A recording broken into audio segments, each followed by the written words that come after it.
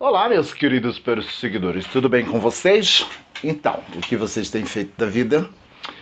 Bom, vamos continuar contando aqui a nossa história de sucesso na noite de São Paulo. Vamos falar um pouco mais dessa questão do Colômbia. Vamos dar início aos trabalhos.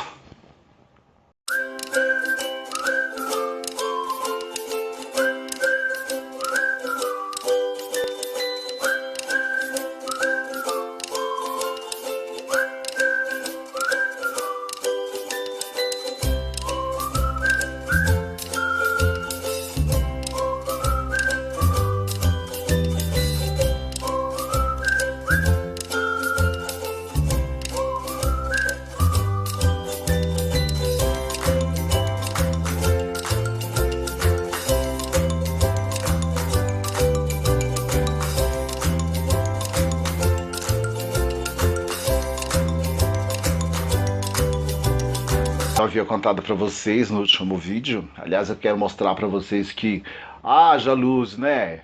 Então, vamos facilitar as coisas e nos adaptarmos às situações, né? Porque finalmente eu estou conseguindo chegar a este consenso lógico. Então, eu fiz algumas mudanças aqui. Eu recoloquei as coisas, mas enfim. Vamos lá. Então, o que aconteceu? Aconteceu que eu passei por aquele vexame provocado pela Cristiane, graças a Deus, porque para mim foi um desafio grande. E aí, gente, naquele momento em que o Ângelo estava divulgando na imprensa, nas revistas mais importantes do país, estavam sendo divulgadas a inauguração do Colômbia, a notícia dizia: ex-proprietário da Boate Rose Bombom inaugura casa noturna no centro do coração dos Jardins, em plena cidade de São Paulo, todo aquele burburinho. Eu estava desempregado. E eu fiquei meio assustado porque eu pensei, bom, eu tenho todo um histórico, mas esse incidente que aconteceu provocado pela Cristiane, eu acho que deve ter afetado de alguma forma a minha imagem. Então eu fiquei meio receoso em procurar o Ângelo, mas saiu a notícia de que eles marcaram uma data para fazer a seleção do pessoal que ia trabalhar na boate. Bom, eu pensei, preciso trabalhar, então vou participar da seleção. Vesti uma roupa bacana e fui para a seleção. Cheguei lá, o Colômbia estava em obra ainda, calçada cheia de lama, sabe? Muito pessoal, tudo pedreiro, parte de limpeza, instalação elétrica, um monte de gente fazendo aqueles acabamentos finais para a inauguração. Eu cheguei no fim da fila. Tinham assim uns 20, 30 rapazes assim que iam participar da entrevista. E quando eu cheguei no final da fila, eu achei muito curioso que aconteceu o seguinte. Eu fui meio humildemente, triste, sabe? Tipo, não sei, eu acho que eu tô totalmente desmoralizado, mesmo tendo um histórico, já sendo conhecido, sabe? Tendo dançado para a equipe de Fórmula 1, Turbo B, sabe? Snap, Mr. Lee, Sister of Mercy, tendo feito o figurino da inauguração do Oli, que o evento, aliás, foi feito pela Rosana Bene e tudo mais. Então, eu fiquei meio receoso. Mas, por incrível que pareça, quando eu cheguei no final da fila, não demorou muito, em alguns segundos, assim, alguém veio, me pegou pelo braço, muito friamente disse, vem aqui.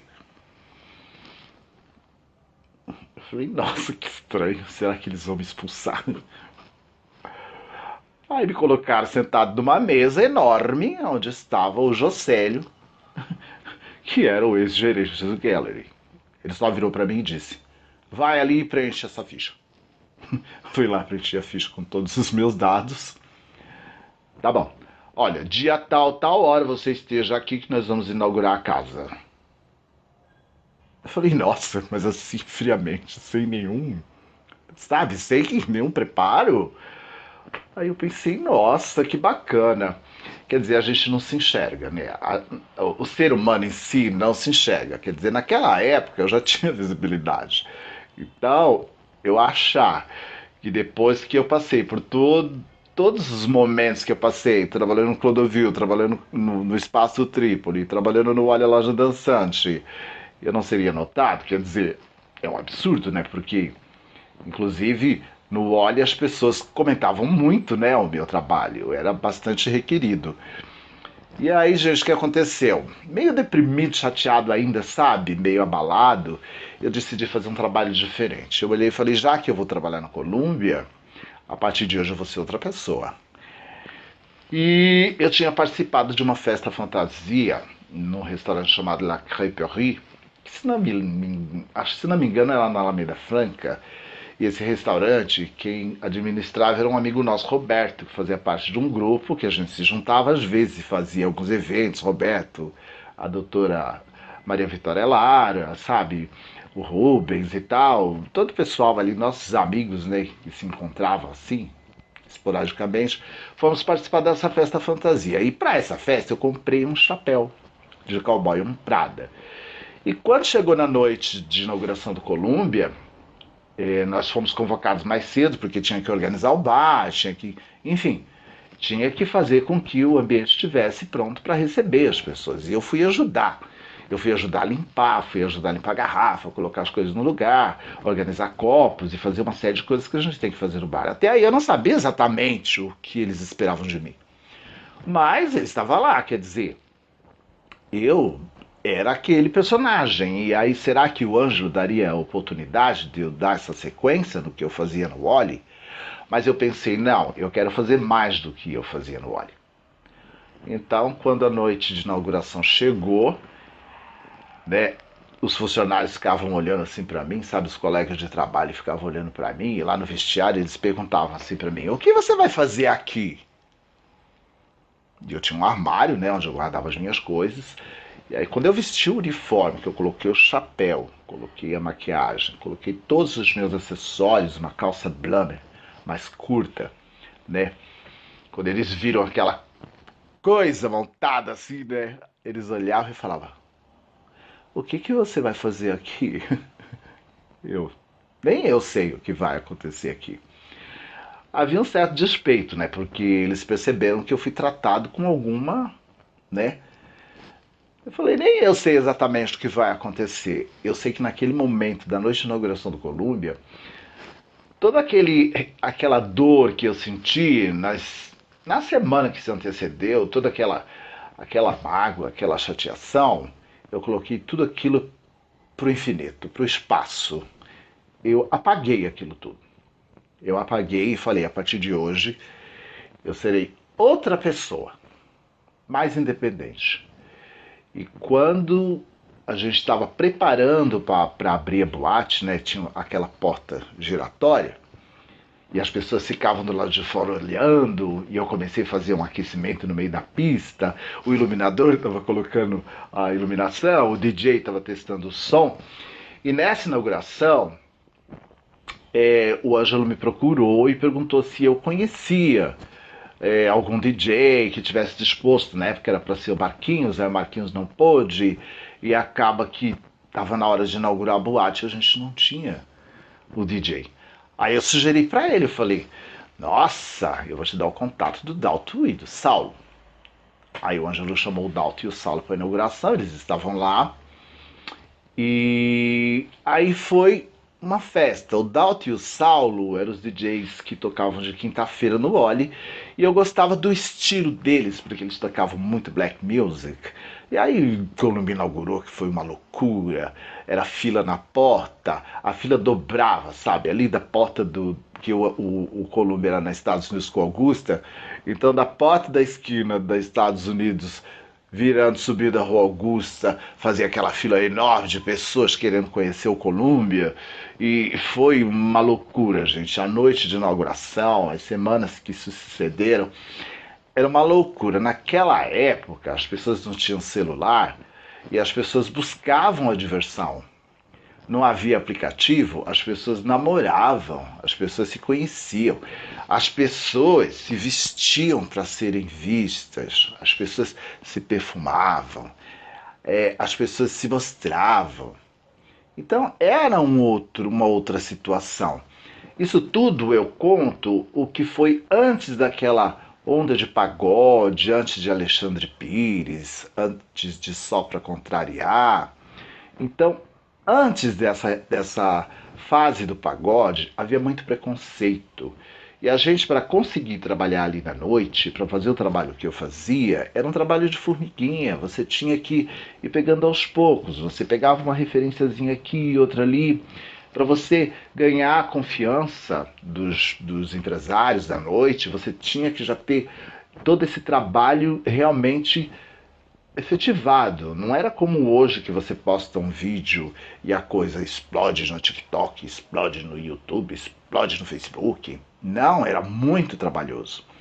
E quando a noite começou no Colômbia, que falou está inaugurada a boate, né, que a boate foi a última parte que abriu, que todo mundo entrou, começou a dançar, que começou a seleção musical. Nessa noite de inauguração eu já fui pro meio da pista de dança e comecei a animar toda a galera. E dançando, dançando, dançando, dançando. E eu fazia um trabalho que era atender os clientes no bar fazendo drinks, servindo uísques, refrigerantes e tudo mais, e dançando. Então, esse laço que havia entre eu estar no bar, eu, o primo, a Vânia Maria e o Reginaldo, que era um outro Reginaldo, não o Reginaldo que eu falo aqui, era um outro rapaz também com o nome de Reginaldo, muito tranquilo, aquele profissional que dava toda a sustância que a gente precisava para poder estar fazendo a performance. Então, quando eu estava no bar, as pessoas iam e falavam: Nossa, um barman que dança! E eu fazendo drink, dançando com aquele chapéu, enfim, fazendo toda aquela brincadeira. Até que chegou o momento que a MTV foi fazer uma matéria pro programa do Zeca Camargo, né? Que ele estava no começo de carreira, o Zeca Camargo fazia o MTV no ar. E o Colômbia acho que tinha uma semana de inaugurado, a MTV foi fazer uma matéria sobre, né? Inaugurou em São Paulo a grande casa noturna e contou todo aquele histórico do Ângelo Leuzzi, dos sócios, Alessandro Baldonati, Janja Rifó, Serginho Barcati, né? E aquela coisa, né, de... Era o fervo, foi... O Colômbia, quando inaugurou, foi um grande acontecimento na noite. E aí, quando eu vi as câmeras ali, o pessoal filmando, né? Eu fui pro meio da pista de dança, comecei a dançar, dançar, dançar, dançar. E de repente, eu fiz um movimento, eu fiz de propósito, gente, aquilo foi proposital. Eu peguei assim o meu chapéu, eu dei uma pirueta, aonde eu acabava e olhava direto para a câmera, né? Melhor do que aqui, porque lá eu consegui olhar direto para a câmera. E esse meu movimento foi a cena de capa de inauguração do Colômbia. Então, quando eu digo que eu era a imagem do Colômbia, era por isso. E coincidiu, quer dizer, então começou a se comentar, né? Porque naquela época a gente via era só o HF, e quem tinha o HF era só a elite, né? E o Colômbia era um espaço de elite. Então ficou todo aquele comentário: Carlinhos, você foi capa de matéria na MTV. Nem! Pra mim aquilo era cotidiano, né? Então eu não via grandes coisas naquilo. Pra mim aquilo não era. Eu queria mais, eu achava que a coisa tinha que ir muito mais além. E aí acaba que eu comecei a fazer, a me dividir nesse trabalho de estar no bar e estar dançando com as clientes, né? Inclusive, eu recebi a Julia Gunn, porque uma vez eu fiz um aniversário dela de madrugada no Wally. Então, quando a Julia Gunn chegava lá, eu recebia a Julia Gunn, eu passava ela na frente das outras pessoas e levava ela pro restaurante. Coisa que o pessoal não gostava muito, né? Mas eu, assim, então eu fazia aquela coisa do acesso das pessoas e eu já era conhecido. Então foi uma fase muito bacana. E foi isso. Então, gente, quando eu falo assim, olha, a política que é tão necessária na vida da gente, essa polarização, essa ideia de que eu talvez quisesse algum mal para o Ângelo, eu acho que o Ângelo ficou extremamente irritado, não por minha causa. Eu acho que o Ângelo ficou extremamente chateado, não com a minha atuação no Facebook, porque eu nunca diminuí o Ângelo e eu nunca me impus contra as ideias do Ângelo, independente do que ele pensasse. Na verdade, o que deixou o Ângelo extremamente nervoso, que eu acho que deve ser dito aqui, é o fato de que nesses comentários que aconteciam, nessas conversas que nós tínhamos, outras pessoas vinham fazer parte da conversa e algumas pessoas disseram coisas assim que realmente feriu o Ângelo profundamente. Por quê? Teve um rapaz, eu vou falar sobre um dos comentários, teve um rapaz que logo abaixo, entre o que eu falava e o que o Ângelo respondia, o rapaz disse o seguinte: Ângelo, se eu soubesse que você tinha esse tipo de pensamento, eu jamais teria gasto um centavo nos seus empreendimentos. Então, o Ângelo passou a ser assim, extremamente criticado, porque a visão de mundo dele era a visão do empresário. A minha visão de mundo é a visão do proletariado. E isso causou um desconforto que chegou no momento que eu disse para o Ângelo: olha, Ângelo, tá bom, você ganhou. Eu vou fazer o seguinte, olha, você ganhou, tudo bem. Isso recentemente, né, às vésperas do que aconteceu, às vésperas da morte do Ângelo. Eu disse para ele: tudo bem, Ângelo, você ganhou. Eu resolvi então tirar o Columbia do meu nome no Facebook, que era Carlinhos Columbia. Eu tirei o Columbia para ver se amenizava essa fúria do Ângelo, porque eu acho que como eu passei a ser chamado de Carlinhos Columbia, eu acho que ele tinha essa relação de estar me policiando no Facebook. Tipo, as pessoas acham que eu estaria levando vantagens por usar o codinome Carlinhos Columbia. As pessoas acreditam que, de repente, inclusive ele, que eu me favorecia de usar este nome, mas isso, gente, não alterou em nada na minha vida. Pelo contrário, eu poderia usar qualquer outro nome que eu seria a mesma pessoa. Eu uso o codinome Carlinhos Columbia em homenagem a essa oportunidade que eu tive de me realizar dentro da dança, a essa oportunidade que eu tive de mostrar o meu talento. Inclusive teve uma coincidência muito grande que aconteceu o seguinte: foi exatamente na época em que o Michael Jackson sofreu aquele acidente, queimou o cabelo no comercial da Pepsi, e o Michael Jackson passou a usar chapéu. Esse visual do Michael era basicamente o visual que eu fazia, mas era uma versão de um cowboy. E foi quando o Michael sofreu um acidente, ele passou a usar o chapéu e as pessoas começaram a dizer: Carlinhos, o Michael Jackson está te copiando. Bom, pessoal, olha, tá bom por hoje. Eu já estou bem mais light, porque eu já consegui resolver essa questão da luz. E, enfim, eu fico contente de poder estar contando essas coisas todas para vocês. Eu agradeço muito a Deus por estar aqui, fazendo esses relatos, né? E por hoje é só, pessoal. Olha, um beijo. Compartilhem, deixem o seu like. Se inscrevam no canal, tá? E um beijo. E até o próximo episódio, até o próximo vídeo. Tchau.